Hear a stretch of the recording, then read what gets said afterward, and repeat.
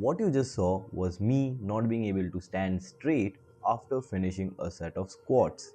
Here's another clip of me just falling on the ground after squats.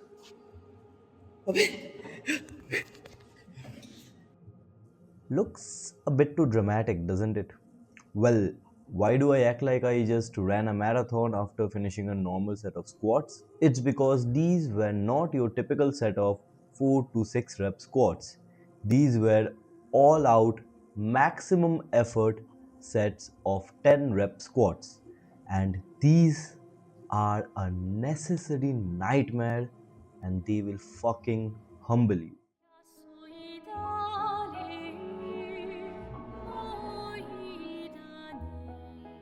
See, in terms of quad growth, the 8 to 10 rep range is slightly superior than the typical 4 to 6 rep range for me because I am a hip dominant squatter. So when lifting loads closer to my 1 rep max, I tend to lean over a bit more just to be in a more advantageous position.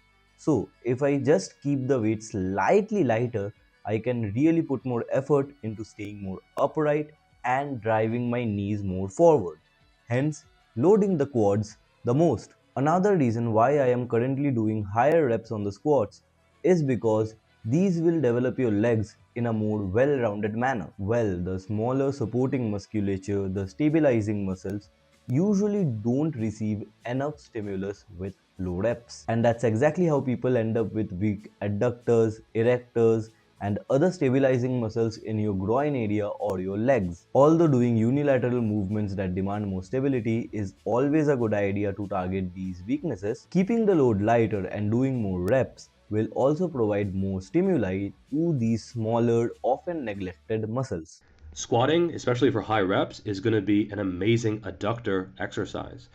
No other exercise is really going to target the adductors as effectively, in my opinion, and the adductors are a very underrated and often overlooked muscle group.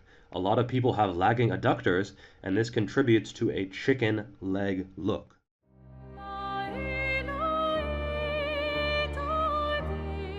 Okay, so why did I act like I just fought the odds of Mordor all by myself in the beginning of this video?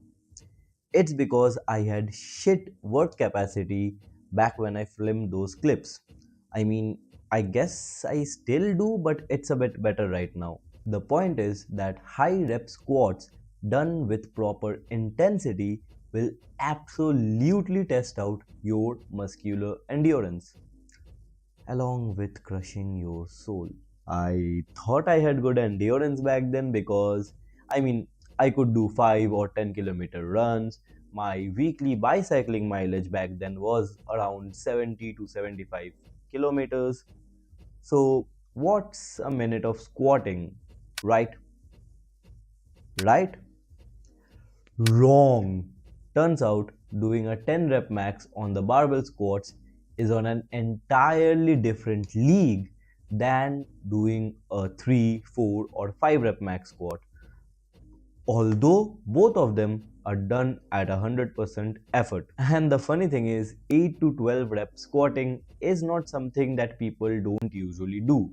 In fact, it's pretty common. But the thing is, most people rarely do them with intensity. A person who does a 4 by 4 with 90% effort will usually do 3 sets of 10 with 60 to 70% effort.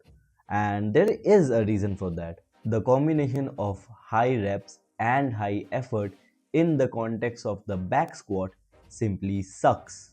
In fact, the mere thought of doing a 10 rep max on the back squat might be gut wrenching for a lot of people, but that's where the benefits come in. Once you get used to doing these, you will end up being a fucking tank.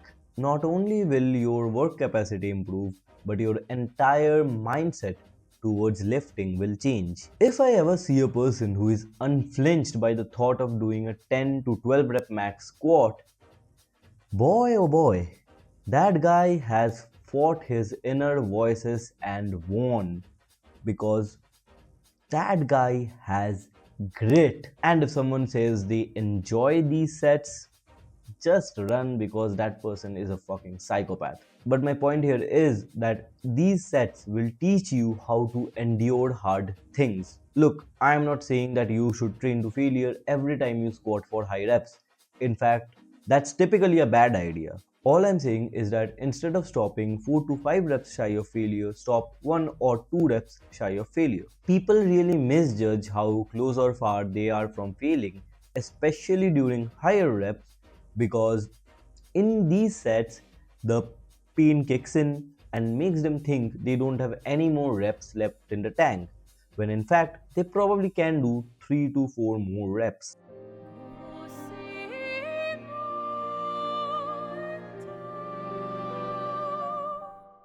If you think that adding 10 kilograms to your 10 rep max squat in the span of 2 to 3 months will not increase your squats 1 rep max, I am sorry to say, but you are stupid. Of course, it will increase your 1 rep max. And that's why you will often see many elite or even world class squatters train with higher reps during their off season or during their base building phase. Will it be as effective as improving your 3 to 5 rep max? Heck no. But strength is strength. And you will even build more muscle in the process. So now when you train your low rep maxes, 1, you will have a higher or a stronger starting point because, like I said, strength is strength. And number 2, you are now carrying more muscle. So you will probably have a higher ceiling or a higher max potential to build more strength. Well, that's all I had to say about doing high rep squats. I am actually planning to build a really strong 1 rep max squat by the end of this year. To know more about it, watch this video, and as always, I will see you in the next one.